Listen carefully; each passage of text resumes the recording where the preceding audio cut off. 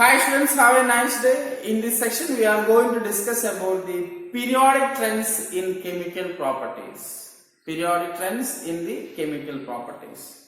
As we know that the chemical properties of an element depends upon the electronic configuration of an atom and the atomic properties such as atomic radius, ionization enthalpy, electronegativity, etc.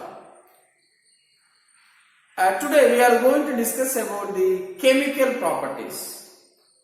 There are various chemical properties, many chemical properties such as valency, inert pair effect, diagonal relationship, anomalous behavior, lengthened contraction, etc. These properties depends upon the electronic configuration of an element, especially the outer electronic configuration of an element, and the atomic properties such as atomic radius, ionization enthalpy, electronegativity, etc. Okay, first is periodicity of valence or oxidation state. Okay, I think as you learned in the lower classes, valency, both are same. Valence or valency are same. Nowadays, oxidation number is commonly used. So, what is valency?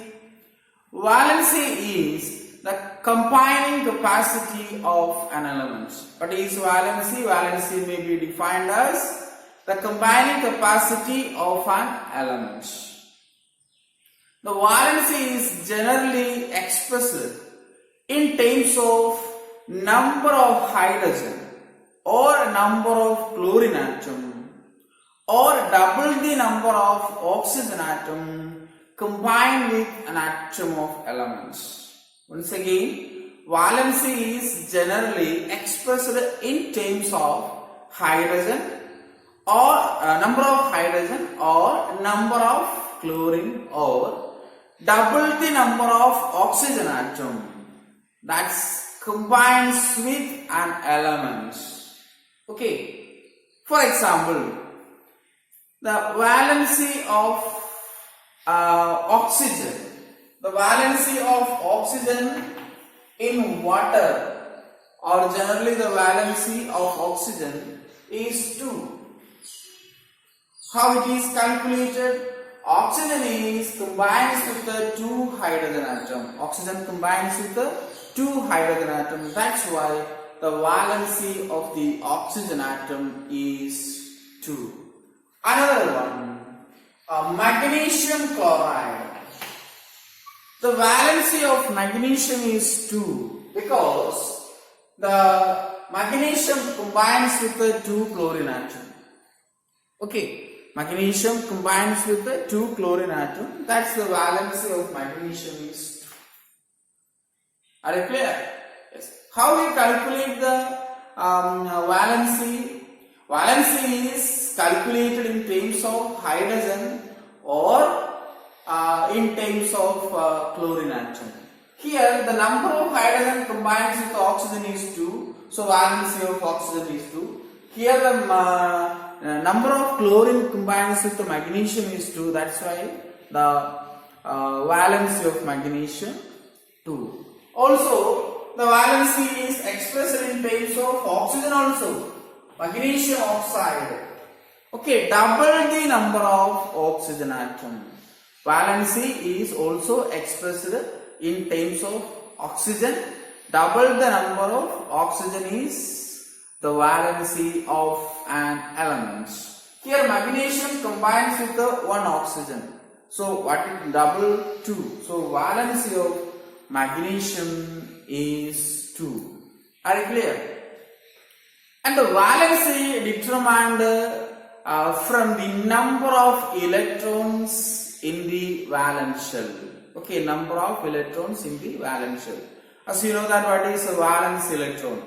The number of electron present in the outermost shell is called a valence shell. What is a valence shell electron? The number of electron which are present or occupy in the outermost shell is called a valence shell electron.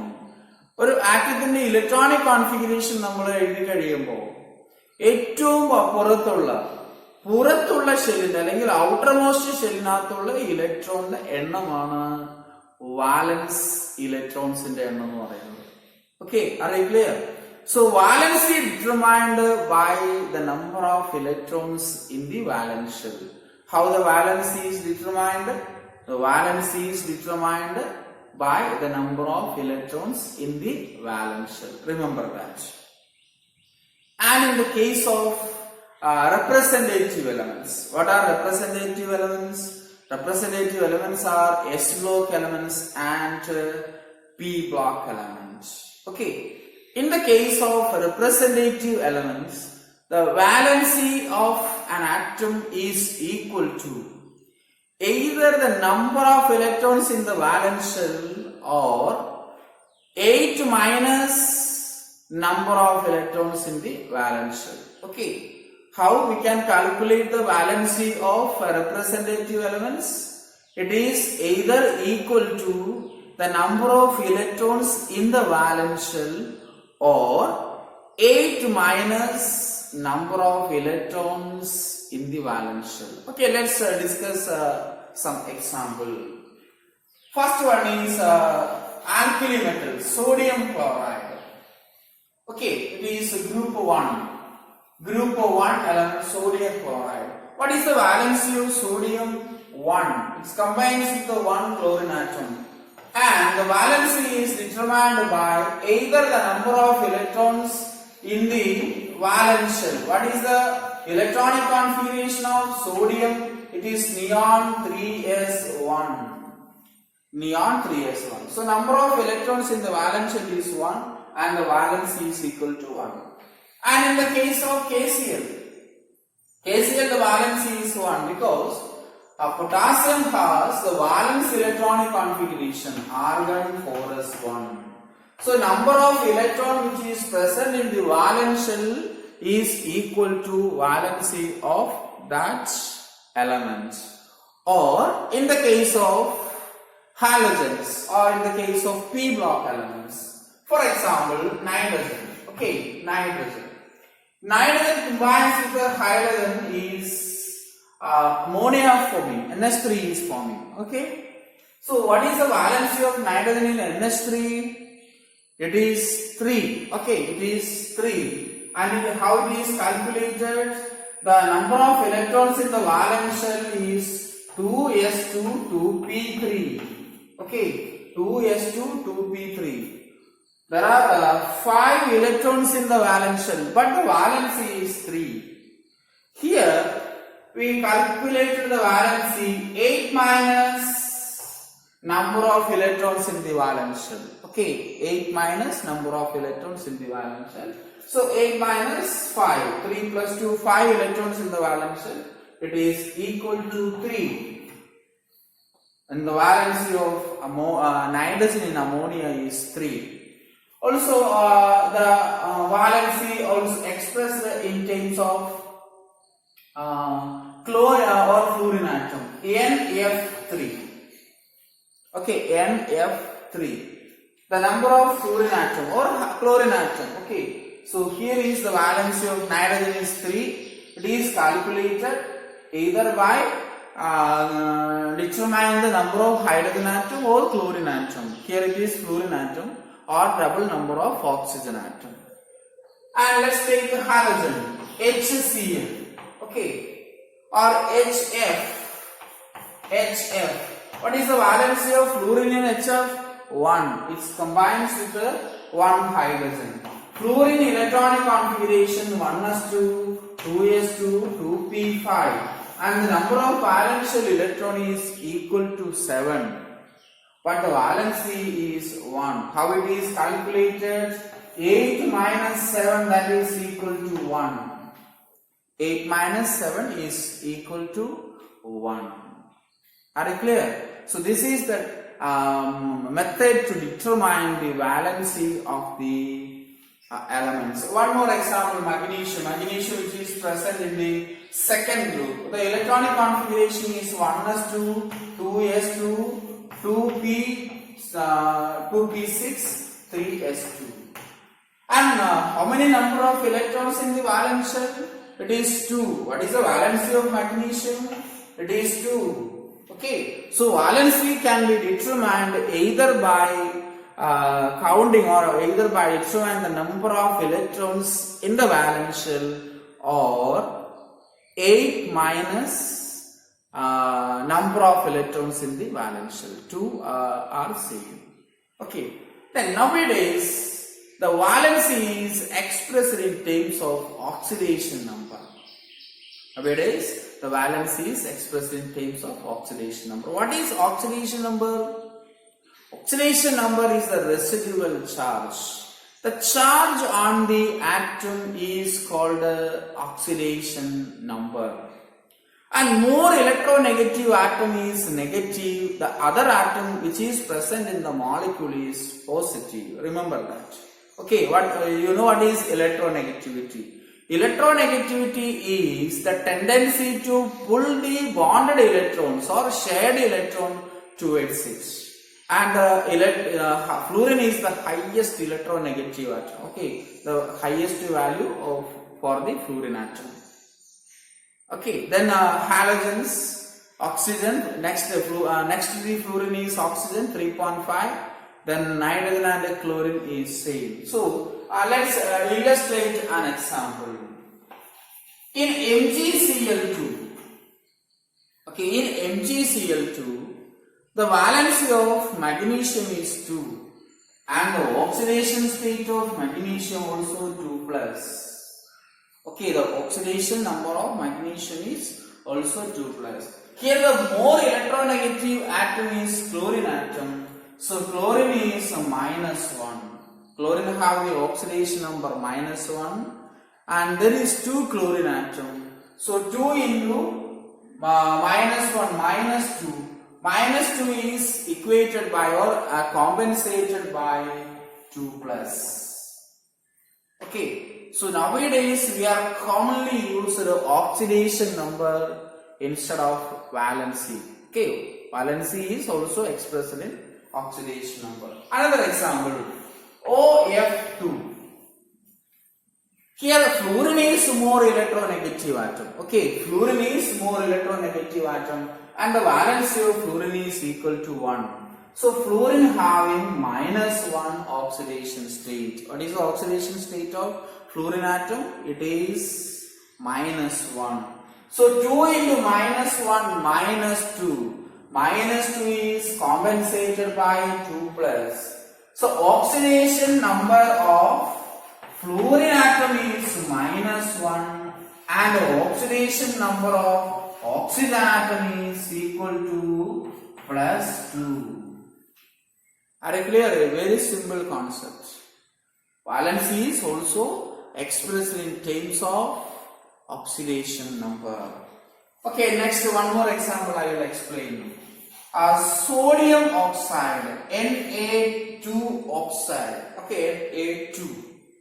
Here the more electronegative atom is oxygen. What is the valency of oxygen? The valency of oxygen is 2. So 2 minus. Okay, are you clear? The valency of oxygen is equal to 2. So the oxidation number for oxygen is equal to minus 2 in this case because oxygen is more electronegative. Here you take care, fluorine is more electronegative, that's why fluorine is minus 1, oxygen is plus 2. Okay, 2 plus or plus 2. Oxidation number is plus 2. Oxidation state is 2 plus. And what about the sodium atom? So 2 minus is compensated by 2 sodium atom. So the oxidation number for sodium is plus 1. Okay, so what is the oxidation number of oxygen? It is minus 2. Oxidation number of oxygen. What is the oxidation number of sodium? It is plus 1. Are you clear? It is plus 1. Okay, hope you understand. A very simple concept. Valence or valency or oxidation state. Okay, remember that periodicity of valency or oxidation state is a very important thing. Next is electropositivity, electropositive character. What is electronegativity? Electronegativity is tendency to pull. It is a tendency. It is tendency to pull the bonded electron towards it. And electropositivity is just opposite. Electropositivity is tendency to lose electron. Okay, electropositivity is the tendency to lose electron and is also known as metallic character. Another periodic trend in chemical property is first one is valency or valence. Second one is electropositivity. Electropositivity or metallic character. Metallic character. Okay? Metallic character is tendency to lose the electron. If an element is easily loses its electron, it is called metal. Or the metallic character is more. Alkali metals and alkaline earth metals having more tendency to lose its electron. Why? Already we know that sodium 1s2, 2s2, 2p6, 3s1. If sodium loses its electron, it acquires a normal gas configuration Na plus 1s2, 2s2, 2p6. So for what purpose the element lost its electron? The elements lost its electron to make a stable electronic configuration. Okay, are you clear? To make a stable electronic configuration. Electron gain means electron is gained and make a stable electronic configuration. For example, fluorine. Fluorine gains one electron and it acquires noble gas configuration. Chlorine gains one electron and it acquires stable noble gas configuration. Okay, here the tendency to lose electron. So we have to conclude that non-metals having tendency to gain electron, metals having tendency to lose electron. Okay, so metallic character means the tendency to lose electron. Let's discuss what is a trend in the electropositivity or metallic character in the periodic table. In the periodic table, electropositivity increases in the group. From top to bottom, electropositivity increases. Sodium is more electropositive than lithium. Potassium is more electropositive than sodium. Rubidium is more electropositive than potassium. Cesium is more electropositive than rubidium. Okay, so in the periodic table, from top to bottom, electropositivity increases. Another example, we have to consider group 13. Group 13, boron, aluminium, gallium, indium, thallium. Okay. Boron is a semi-metal or metalloid. Aluminium is metal, gallium metal, indium metal, thallium metal. So what is a trend in the group from top to bottom? The metallic character increases. Another is group 14. Okay, group 14. Carbon, silicon, germanium, tin and lead.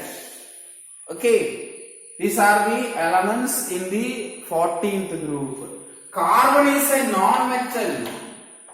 This is metalloid or semi-metal, metalloid. Also these two are metalloids, these two are metals. So in the group, the metallic character increases. Okay, you next consider the group of 15. Nitrogen is non-metal, phosphorus is non-metal. Okay, then arsenic, antimony, metalloids, and bismuth is a metal. So from top to bottom, metallic character increases. Okay, next we discuss the electropositive nature or metallic character in the period. In the period, from left to right, electropositive character decreases. Once again, in the period, from left to right, the electropositivity or metallic character decreases. So we have seen that the electropositivity increases in the group. Okay, let's take the second period. In second period, the elements are lithium, beryllium, boron, carbon, nitrogen, oxygen, fluorine, and noble gas neon. Okay. Lithium is metal, beryllium is metal, boron is metalloid. Okay, as earlier boron was considered as a non-metal, now it is metalloid. Carbon, non-metal, nitrogen, non-metal, oxygen, non-metal, fluorine, non-metal, neon, non-metal. So, in the period from left to right, metallic character decreases. And in the next period, third period, sodium, okay, magnesium, aluminum, silicon, phosphorus, sulfur, chlorine, argon. Sodium is metal, magnesium is a metal, aluminum metal, silicon metalloid. Silicon is metalloid. Phosphorus non-metal, sulfur again non-metal, chlorine non-metal, argon non-metal. Okay, so in the period from left to right, electropositivity decreases. In the group from top to bottom, electropositivity or metallic character increases. What is metallic character? The tendency to lose electron. Are you clear? Next we discuss about the anomalous properties of second period elements.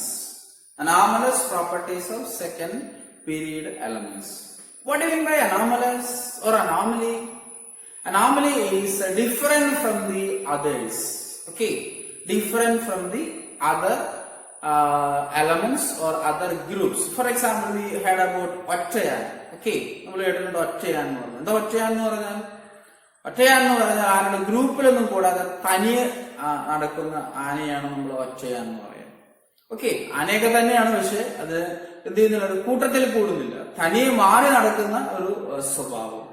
ഇതുപോലെ എലമെന്റ്സിനും anomalous properties ഉണ്ട്. Okay, so what is anomalous property? Anomalous property means the first element in each group having different property from the rest of the elements in the group. Once again, the first element in each group is, the property is different from the rest of the elements in that group. Okay, for example, lithium, beryllium, boron, carbon, nitrogen, oxygen, fluorine. Okay, you leave just normal gases. Lithium is different from the rest of the elements. Beryllium is different from the rest of the elements. Boron is different from the rest of the elements. Carbon is different. Nitrogen is different from the rest of the elements. What are the anomalous properties? The first point, okay, the third important point is anomalous properties. This is group of 1, it is 2, it is 13th group, 14th group, 15th group, 16th group, 17th group and 18th group. Okay, the first property is smaller in size. Smaller in size. What is the first property? The first anomalous property is smaller in size. All these elements or second period element are smaller. Only two shells, first shell and second shell, is present in these two elements. So atomic and ionic radius are smaller. Okay, atomic size means atomic and ionic sizes are small. And the second important point is they have higher ionization enthalpy. Higher IE. IE means ionization enthalpy. Okay. All these elements, lithium, beryllium, boron, carbon, nitrogen, oxygen, fluorine, having higher ionization enthalpy than the rest of the elements. Okay, lithium having more ionization enthalpy than sodium. Beryllium is more ionization enthalpy than the magnesium. So second important anomalous property is higher ionization enthalpy. Okay.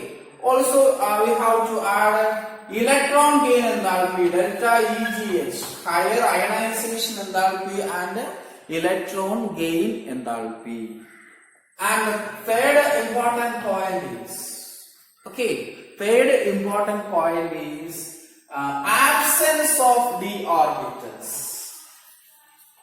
Absence of d orbitals.